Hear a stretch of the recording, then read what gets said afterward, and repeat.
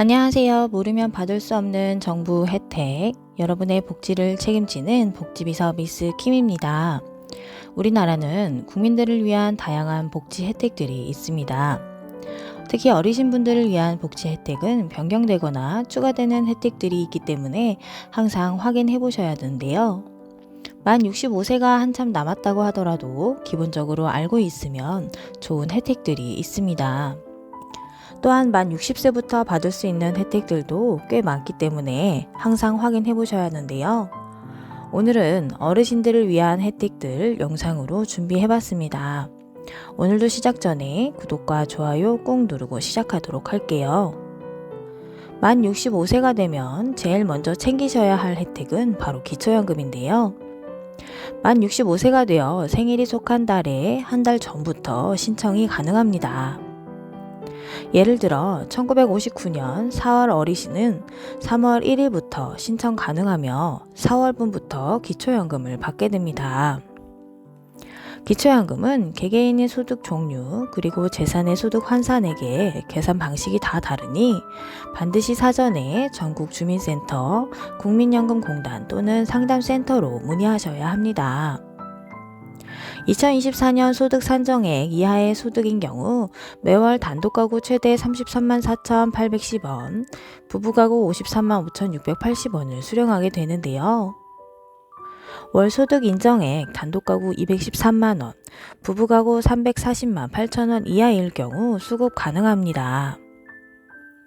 4월 25일부터는 기초연금이 중단되거나 감액되는 상황이 있을 수 있는데요.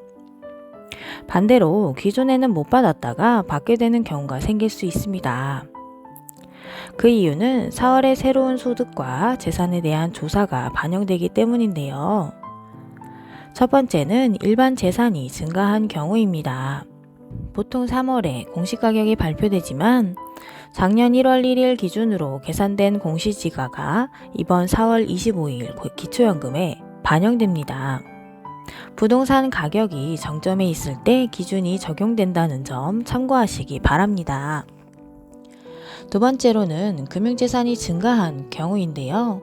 만 65세가 넘어서 자녀들이 출가하고 부부만 남거나 혼자만 남게 되면 살던 집을 처분하고 작은 평수에 저렴한 곳으로 이사를 하는 경우가 있습니다. 이때 현금이 생기게 되면 금융재산이 증가하게 되는데요. 특별히 재산이 늘었다고는 할 수 없지만 일반 재산에 비해 공제되는 금액이 적고 소득으로 반영되는 비율이 높아서 기초연금에는 부동산보다 불리하게 작용됩니다. 세 번째로는 국외 체류 기간이 길면 기초연금이 중단됩니다. 노후에 연금을 받으면서 해외여행 가시는 분들이 계시는데요. 해외 체류 기간이 60일 이상 되면 기초연금이 완전히 중단됩니다. 따라서 해외에 나갔다가 60일 내에 돌아오시는 경우에는 원활한 행정 처리를 위해 주민센터에 입국 신고를 하는 것이 좋습니다.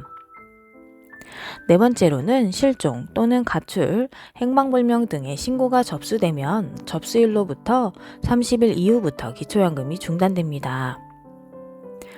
또한 형을 받고 교정시설이나 치료감호소에 수용되면 기초연금이 바로 중단됩니다. 만 65세에 가장 중요한 기초연금 변경 또는 중단되는 상황 꼭 참고하시기 바랍니다. 만 65세 이상 혜택 중 시니어 패스라는 혜택도 있는데요. 지하철 무료 이용, 기차요금 할인 혜택, 비행기, 여객선까지 할인해주는 카드가 있습니다. 시니어 패스 카드는 주민센터 또는 신한은행에서 신청할 수 있는데요. 단순 무인카드는 주민센터에서 신청하고 신용카드일 경우에는 신한은행으로 신청하시면 됩니다. 그 외 의료 혜택으로는 독감 예방접종, 대상포진 무료 접종, 임플란트 평생 2개까지 무료, 틀니 본인 부담금 30%의 혜택이 있는데요. 자세한 상담은 보건복지상담센터 129번으로 문의하시면 의료 혜택에 대해 상담받으실 수 있습니다. 또한 일하는 시니어라면 뇌 심혈관 건강검진 지원금을 받으실 수도 있는데요.